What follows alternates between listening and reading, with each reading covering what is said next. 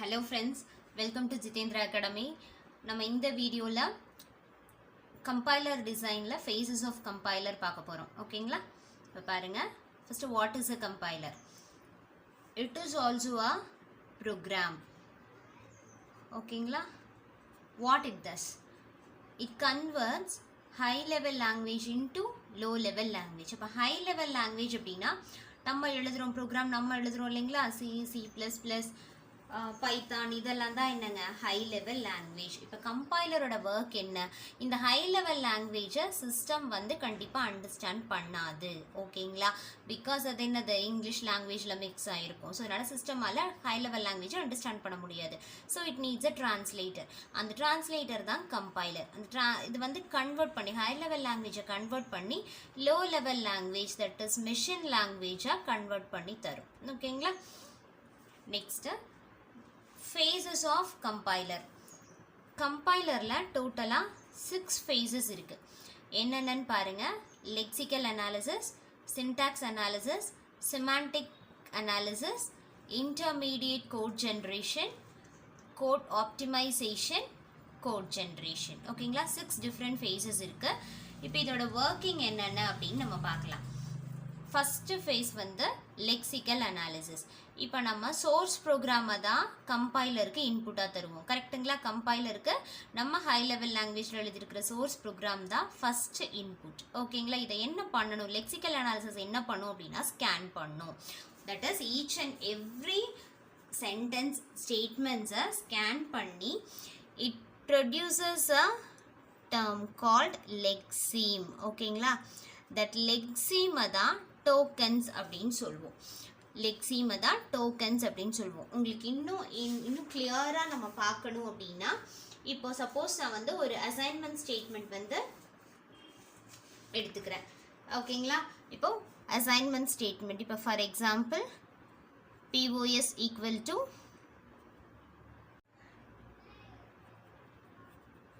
Initial plus rate star 60 இப்படின்னு ஒரு statement இருக்குது. சோர்ஸ் ப்ரோக்ராமில் POS equal to initial plus rate star 60 அப்படின்னு ஒரு ஸ்டேட்மெண்ட் இருக்குது. ஓகேங்களா, இதை எக்ஸாம்பிளாக எடுத்துக்கலாம். இப்போ லெக்சிக்கல் அனாலிசிஸில் என்ன பண்ணும் அப்படின்னா, இந்த ஸ்டேட்மெண்ட் இங்கே செமிகோலன் இருக்கிறத வச்சுக்கோங்க.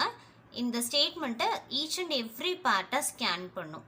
ஸ்கேன் பண்ணிவிட்டு இதை வந்து ஸ்ப்ளிட் பண்ணும். இந்த ஸ்ப்ளிட் பண்ணுற போர்ஷன்ஸ் தான் டோக்கன்ஸ். அப்போ ஃபஸ்ட்டு இது எப்படி ஸ்ப்ளிட் பண்ணுன்னு பாருங்கள். POS இது வந்து ஒரு வேரியபிள்ங்களா, ஸோ இது என்னது ஐடென்டிஃபையர் 1 ஈக்குவல் டு என்னது அப்படின்னு பார்த்தீங்கன்னா அசைன்மெண்ட் ஆப்ரேட்டர்.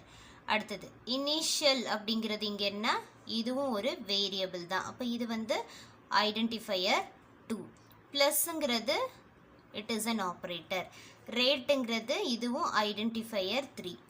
ஸ்டாருங்கிறது ஆப்ரேட்டர். 6ங்கிறது லிட்ரல், அதாவது டைரக்டாக நமக்கு வந்து வேல்யூ. செமிகோலன் அப்படிங்கிறதும் இதுவும் என்னது ஒரு டோக்கன் தான். ஓகேங்களா, இப்படி பிரித்து வைக்கும்.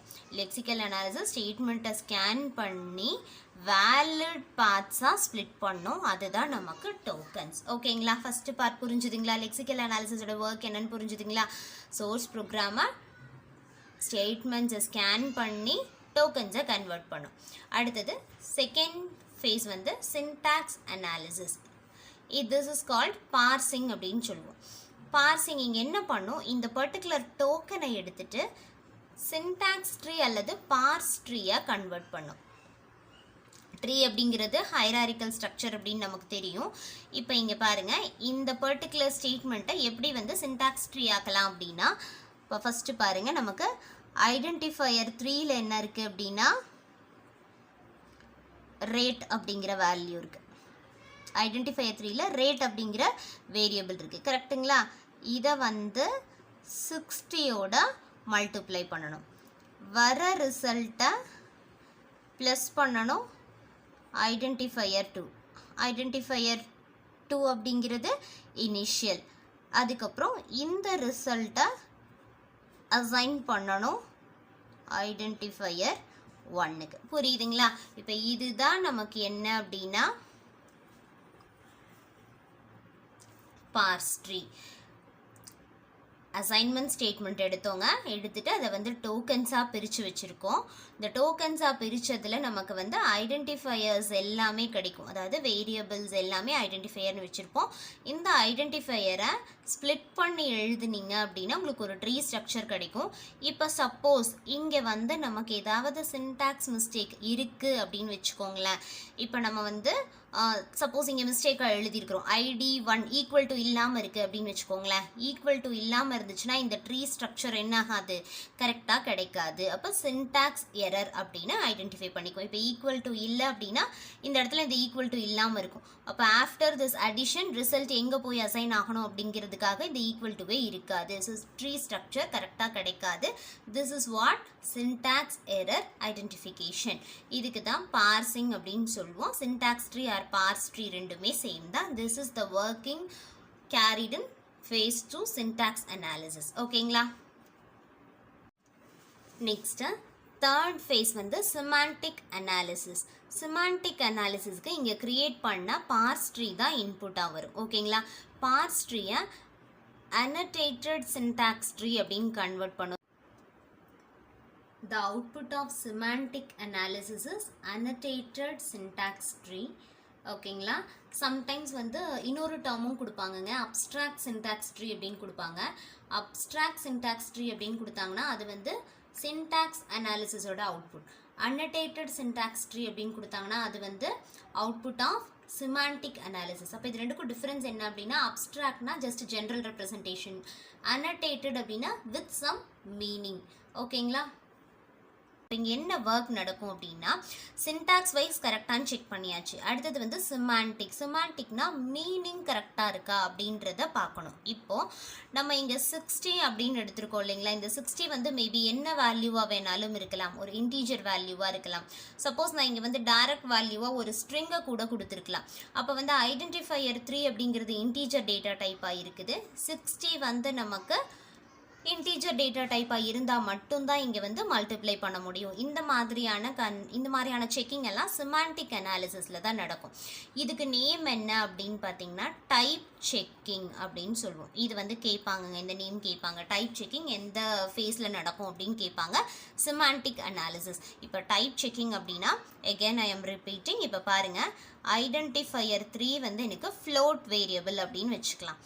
இப்போது 60 நமக்கு டைரக்ட் இன்டீஜர். அப்போ இது எப்படி கன்வெர்ட் பண்ணிக்குவோம்? 60யை வந்து ஃபஸ்ட்டு ஃப்ளோட்டாக எடுத்துட்டு அதுக்கப்புறம் மல்டிப்ளை பண்ணிக்குவோம் ID3 கூட. Because identifier 3 is float. நமக்கு தெரியும் ஹையர் டேட்டா டைப் ஆட்டோமேட்டிக்காக நம்ம கன்வெர்ட் ஆயிரும், இன்டீஜர் டு ஃப்ளோட் வந்து கன்வெர்ட் ஆயிரும் அப்படின்றத வச்சு பெர்ஃபார்ம் பண்ணும். This is what type checking. இதை இன்னும் பிளெயினாக சொல்லணும் அப்படின்னா இன்டீஜர் ஸ்ட்ரிங்கோட மல்டிப்ளை ஆகாது அப்படிங்கிறதும் நம்ம சொல்லலாம். ஓகேங்களா? பட் வந்து சின்டாக்ஸ் வைஸ் அது கரெக்டு தான், மீனிங் வைஸ் தான் ராங். அடுத்தது செகண்ட் ஒர்க் என்ன அப்படின்னு பார்த்தீங்கன்னா, சப்போஸ் ஏதாவது அன்டிக்ளேர்டு வேரியபிள்ஸ் இருக்குது அப்படின்னு வச்சுக்கோங்களேன். அன்டிக்ளேர்டு வேரியபிள்ஸ் யூஸ் பண்ணுறோம். இப்போ நம்ம இந்த ID3யே ப்ரோக்ராமில் டிக்ளேர் பண்ணவே இல்லை, பட் யூஸ் பண்ணியிருக்கோம் அப்படின்னா அதையும் வந்து சின்டாக்ஸ் அனாலிசிஸில் தான் செக் பண்ணும். ஓகே, நெக்ஸ்ட் ஃபேஸ் வந்து intermediate code generation. Intermediate code generation அப்படிங்கிறது என்ன கான்செப்டில் ஒர்க் ஆகும் அப்படின்னு பார்த்தீங்கன்னா, நம்ம சிமாண்டிக் எல்லாமே செக் பண்ண பின்னாடி கோட்ஸ் வந்து ஜென்ரேட் ஆக ஆரம்பிக்கும். அந்த கோட்ஸில் வந்து நமக்கு சம்டைம்ஸ் அன்னெசரி ஸ்டேட்மெண்ட்ஸ் இருக்கலாம், அதாவது எக்ஸ்ட்ராவாக சில ஸ்டேட்மெண்ட்ஸ் இருக்கலாம், டெம்ப்ரரி வேரியபிள்ஸ் யூஸ் பண்ணியிருக்கலாம். அது எல்லாமே சேர்ந்தது தான் நமக்கு வந்து இன்டர்மீடியேட் கோட் ஜென்ரேஷன் அப்படின்னு மீனிங். ஓகேங்க? இப்போ நான் இங்கே எழுதுகிறேன் பாருங்கள். ஃபஸ்ட்டு கன்வர்ஷன் இதுங்களா, தட் இஸ் ஒரு டெம்ப்ரரி வேரியபிள் எடுத்துக்கலாம். இந்த டெம்ப்ரரி வேரியபிளில் ஃபஸ்ட்டு இன்டீஜரை ஃப்ளோட்டாக மாற்றிக்கலாம், 60. ஓகேங்களா? இன்டீஜர் ஃப்ளோட் வேரியபிளாக சேஞ்ச் பண்ணி டெம்ப்ரரி வேரியபிள் T1ல் ஸ்டோர் பண்ணியிருக்கோம். அடுத்தது பாருங்கள் T2வில் என்ன பண்ணுறோம்? T1 star ID3. ஓகேங்களா? ஐடென்டிஃபையர் 3ல் இருக்கிற வேல்யூவை T1 தட் இஸ் ஃப்ளோட்டாக கன்வெர்ட் ஆன 60 கூட மல்டிப்ளை பண்ணுறோம். அடுத்தது டெம்ப்ரரி வேரியபிள் T3ல் என்ன பண்ணலாம்? T2 plus identifier 2. இப்போ நமக்கு கொடுத்துருக்கு இந்த அசைன்மெண்ட் ஸ்டேட்மெண்ட் என்ன அப்படின்னா POS equal to initial plus rate star 60 அப்படின்னு கொடுத்துருந்தோம். ஓகேங்களா? இப்போ இங்கே வந்து ரேட் ஸ்டார் 60 அப்படிங்கிறது இந்த பர்டிகுலர் இதில் முடிஞ்சிருக்கும். இனிஷியல் ப்ளஸ் ரேட் ஸ்டார் 60 அப்படிங்கிறது வந்து ஸ்டேட்மெண்ட் இங்கே கம்ப்ளீட் ஆயிருக்கு. ஸோ அதனால் ID1 ஈக்குவல் டு T3 அப்படின்னு கொடுப்போம். சரிங்களா? இப்போ இதுதான் நமக்கு என்னன்னா இன்டர்மீடியட் கோட் ஜென்ரேஷனோட intermediate code. Okay, result of this intermediate code generation அப்படிங்கிறது என்னன்னு சொல்லுவோம், intermediate representation or intermediate code அப்படின்னு சொல்லலாம். ஓகே, நெக்ஸ்ட் வந்து கோட் ஆப்டிமைசேஷன். ஆப்டிமைசேஷன் அப்படிங்கிறது என்ன அப்படின்னா இங்கே reducing the length of the intermediate code generation. இங்கே வந்து ரொம்ப பெரிய கோடாக இருக்கும், நிறைய டெம்பரரி வேரியபிள்ஸ் எல்லாம் இங்கே ஆட் பண்ணியிருப்போம். இதெல்லாத்தையும் ரெடியூஸ் பண்ணிவிட்டு, that is dead code elimination அப்படின்னு சொல்லுவோம். நிறைய கோட்ஸ் எக்ஸஸாக இருக்கும், அந்த கோட்ஸ் எல்லாம் ரெடியூஸ் பண்ணிவிட்டு கோட் ஆப்டிமைஸ் பண்ணி தரணும். எப்படி ஆப்டிமைஸ் பண்ணலாம் அப்படின்னு பார்க்கலாம். இப்போ பாருங்கள், நான் இங்கே எழுதுகிறேன். T1 ஒரே ஒரு டெம்பரரி வேரியபிள் எடுத்துக்கலாம். இதில் ID3 ஸ்டார் 60.0. ஓகேங்களா? டைரக்ட் ஆஃப் லோட்டு கன்வெர்ட் ஆயிடுச்சு. ID3 கூட மல்டிப்ளை பண்ணி T1ல ரிசல்ட் ஸ்டோர் ஆயாச்சு. அடுத்தது டைரக்டா ID1 ஈக்குவல் டு ID2 நமக்கு டைரக்டா இருக்கு ஸ்டார் பிளஸ் T1. ஓகேங்களா? அப்போ ID1ங்கிறது POSங்கிற வேரியபிள், ID2ங்கிறது வந்து இனிஷியல் அப்படிங்கிற வேரியபிள், ப்ளஸ் T1ல ID3 ஸ்டார் 60.0 ஃப்ளோட்டாக கன்வெர்ட் பண்ணி மல்டிப்ளை பண்ணியாச்சு. This is what optimized code. ஓகேங்களா? இப்போ இங்கே பாருங்கள், இன்டர்மீடியட் கோடுக்கும் ஆப்டிமைஸ்டு கோடுக்கும் நம்பர் ஆஃப் வேரியபிள்ஸ் ரெடியூஸ் ஆயிருக்கு, நம்பர் ஆஃப் லைன்ஸ் இந்த ப்ரோக்ராம் வந்து ரெடியூஸ் ஆயிருக்குது. ஓகேங்களா?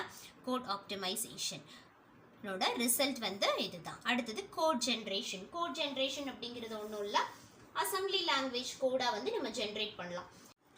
இப்போ இதில் கொஷின்ஸ் என்னென்ன கேட்பாங்க அப்படின்னா, லெக்சிக்கல் அனாலிசிஸை வந்து ஸ்கேனிங்னு சொல்வோம். அதில் individual part lexeme, it is also called token. Syntax அனாலிசிஸ்னா பார்சிங் தான் ப்ராசஸ், ரிசல்ட் வந்து சின்டாக்ஸ் ட்ரீ. அடுத்தது சிமாண்டிக் அனாலிசிஸ், AST அதனோட output. Intermediate code generation, code ஆப்டிமைசேஷனில் டெட் கோட் எலிமினேட் பண்ணுவோம். சிமாண்டிக் அனாலிசிஸில் வந்து டைப் செக்கிங், அன்டிக்ளேர்டு வேரியபிள்ஸ் எல்லாம் இருந்தால் வந்து அதை வந்து எரர் அப்படின்னு ஐடென்டிஃபை பண்ணும். ஃபைனலாக கோட் ஜென்ரேட் பண்ணுவோம். இதில் 2 phases இருக்குது, that is analysis phase and synthesis phase. Analysis ஃபேஸில் lexical analysis, syntax analysis, semantic, intermediate code generation, இந்த 4ம் analysis phase. It is also called front end அப்படின்னு சொல்லுவோம். கோட் ஆப்டிமைசேஷனும் கோட் ஜென்ரேஷனும் synthesis phase or back end. சரிங்களா? இதுவும் question previous இயரில் கேட்டிருக்காங்க. இந்த ஃபேஸஸை ஆர்டர் பண்ண சொல்லி ரிப்பீட்டிவாக கேட்டுகிட்டே இருப்பாங்க. ஓகேங்களா? அடுத்தது simple table and error handling. இந்த ரெண்டுமே வந்து எல்லா ஃபேஸ்லேயும் கனெக்ட் ஆகிருக்கும். சிம்பிள் டேபிள் அப்படிங்கிறது என்னன்னா, it is a data structure. First it is a special data structure அப்படின்னு சொல்லுவோம். இதில் என்னென்ன இருக்கும் அப்படின்னு பார்த்தீங்கன்னா, நம்ம யூஸ் பண்ணுற வேரியபிள்ஸ், நம்ம ப்ரோக்ராமில் யூஸ் பண்ணக்கூடிய வேரியபிள்ஸ், அதோட நேம் வித் ஆட்ரிபியூட்ஸ், அந்த நேமோட ஆட்ரிபியூட்ஸ், இது எல்லாமே நமக்கு வந்து சிம்பிள் டேபிளில் தான் ஸ்டோர் ஆகிருக்கும். ஓகேங்களா? Variable names with their attributes. இப்போ என்னென்ன மாதிரியான ஆட்ரிபியூட்ஸ் எல்லாம் இருக்கலாம்? இந்த வேரியபிளோட நேம், அதோட data type, then scope of that variable, இதெல்லாம் தான் ஒரு வேரியபிளோட ஆட்ரிபியூட்ஸ் அப்படின்னு சொல்லுவோம். இந்த வேரியபிள் பற்றின கம்ப்ளீட் இன்ஃபர்மேஷன் இருக்கிறது தான் சிம்பிள் டேபிள்ங்கிற டேட்டா ஸ்ட்ரக்சர்.